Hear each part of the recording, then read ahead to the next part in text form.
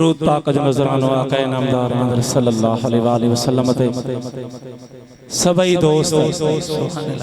मुझे महबूब जो फरमाना था जेको मुते दरूद पाक पढ़ंदो आ तमाम उन्हें के दिसंदो आया सुभान अल्लाह जे तहां ते अज महबूब जे बचन जे सदके सुभान ठीक हाजिर दरूद पाक सभई गडी पढ़ाई सल्लल्लाहु अलैहि या रसूल अल्लाह सुभान अल्लाह वसल्लम अलैका या हबीब अल्लाह सुभान अल्लाह अना हिकड़ो बेरो सल्लल्लाहु अलैका या रसूल अल्लाह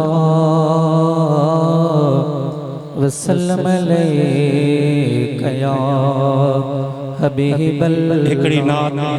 ऐं हिकड़ो कसीदो मुखे हुकुम थियो उनते हिकड़ी आयत आहे त वलो अनहुम इज़लमु अनफुसहुम जाओ का ओ बाना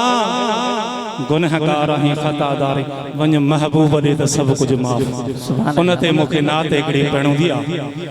ओ दीहो को एड़ो आण मालिक दीहो को एड़ो आण सुभान अल्लाह हाज़ुरी अचा भर मदीने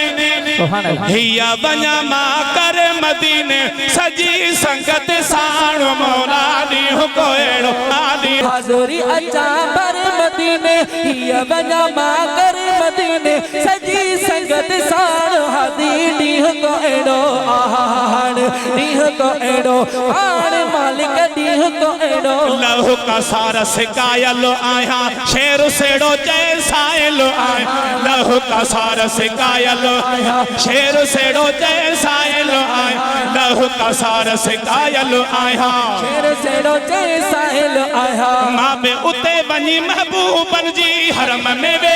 हबीबन जी मां बे उते बनी महबूब हरम में वे ही हबीबन ओ बढ़ा काबा थान मौला दी को एड़ो आण दी को एड़ो आण माल दी को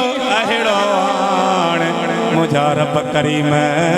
ओ इन राशिदी सैयद जे सदके सजो कंडियारो मदीनो घुमी अचे सुभान सुभान जॾहिं मदीने जी ॻाल्हि हिकिड़ो मिसरो दिल